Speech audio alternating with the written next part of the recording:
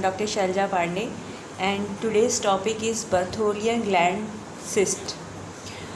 ये female complain होती है, बहुत ज़्यादा सीरियस कंप्लेन नहीं है और जो गांठ ये होती है तो ये कैंसरस नहीं होती, सबसे बड़ी बात। इसलिए फ़ीमेल्स को ज़्यादा घबराना नहीं चाहिए इस चीज़ को लेके कि दिक्कत हो रही है। अब बर्थोलियन ग्लैंड सिस्ट होती क्या है ये बता दूँ मैं आपको। बर्थोलियन ग्लैंड सिस्ट क्या होता है कि ये वेजाइनल जो ओपनिंग होती है, जिसको हम योनि कहते हैं हिंदी में, तो उसके ओपनिंग के दोनों तरफ ये ग्लैंड जो ये होती है वहाँ पे एक सूजन जैसी आ जाती है, मटर जैसे आकार का सामान दिखाई देती है। ये ग्लैंड एक ऐसा मतलब मॉइस्चर या फ्लूइड जो होता है बनाती है, पर ये तरल पदार्थ ऐसा बनाती है जो कि वेजाइना को जो है मॉइस्चर देता है या वेजाइना में जो है मॉइस्चर बनाए रखता है, उसमें नमी रखता है। तो इस बर्थोलियन ग्लैंड का जो काम होता है ये होता है कि दोनों तरफ वेजाइनल जो ओपनिंग होती है वहाँ पे ये होती है। दूसरी बात ये मटर के दाने जैसी होती है। तीसरी बात ये है कि इसमें एक ऐसा फ्लूइड बनता है जो कि वेजाइना को मॉइस्चर देता है, वेजाइना में जो है मॉइस्चरिटी लाता है या नमी को बनाए रखता है।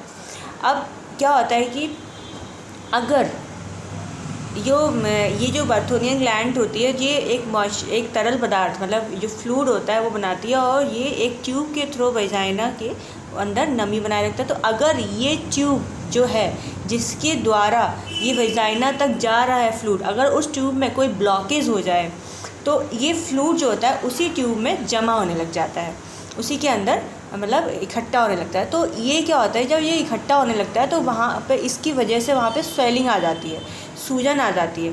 तो इससे हम कहते हैं सिस्ट। तो इसे हम कहते हैं बर्थोलियन ग्लैंड सिस्ट या बर्थोलियन सिस्ट।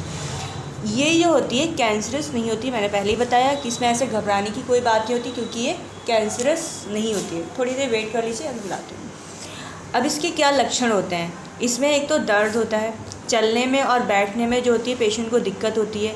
बर्थोलियन सिस्ट ज़्यादातर जो होती है वेजाइनल ओपनिंग के साइड में होती है।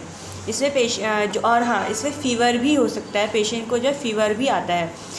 ये तो इसके यह सिम्टम्स हो गए या लक्षण जिसे हम कहते हैं हिंदी में, वो हो गया। दूसरी बात इसके कारण क्या होते हैं, किस वजह से बर्थोलियन ग्लैंड होने के चांसेस रहते हैं। तो इसका सबसे बड़ा कारण होता है इन्फेक्शन।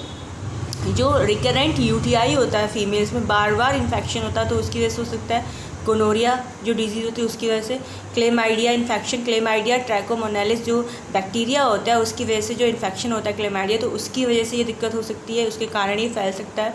ये बीमारी आमतौर पर जो है 20 साल से जो ऊपर महिलाएँ होती हैं उन्हीं लोगों को ज़्यादातर होती है। अब इसका ट्रीटमेंट क्या है, ट्रीटमेंट में एलोपैथी में तो इसमें एंटीबायोटिक्स दी जाती हैं।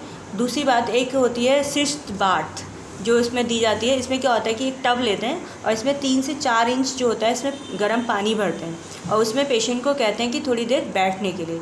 तो ये जो है 3-4 दिनों तक लगातार कई बार दिन में 2-3 बार करना चाहिए, तो पेशेंट को रिलीफ मिलता है।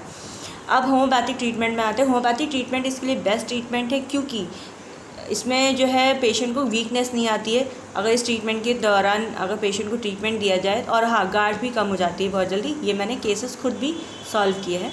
तो इसमें जो होता है साइलिशिया मेडिसिन है, पल्सेटिला, ये मैं थेरेप्स के बेस पे बता रही हूँ। अगर आप अपने डॉक्टर से मिलके, फिजिशियन से मिलके कंसल्ट करके अगर इस डिजीज़ का इलाज लें या किसी भी बीमारी का इलाज लें तो सबसे वो जो होता है कंफर्म ट्रीटमेंट होता है।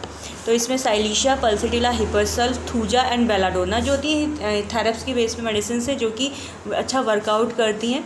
उसके अलावा आप पेशेंट की केस टेकिंग लेके, उसकी हिस्ट्री लेके जो अगर मेडिसिन प्रिस्क्राइब करें तो उसको बहुत अच्छा रिलीफ मिल सकता है। दूसरी बात बर्थोलियन सिस्ट में एक तो ये है कि सफाई का ध्यान रखना चाहिए। जो महिलाएं होती हैं, मैंने कहा बार बार इन्फेक्शन जिनको होता है उनको बर्थोलियन सिस्ट होने के चांसेस ज़्यादा रहते हैं। तो अपने जो प्राइवेट पार्ट्स होते हैं उनकी जो क्लीनिंग है और सफाई है उसका ध्यान रखना चाहिए। मेंस्ट्रुअल के टाइम पर ज़्यादा सफाई का ध्यान रखें। अपने अंडरगारमेंट्स को है डिटॉल के पानी में, सेवलॉन में धो के धूप में ही सुखाएं।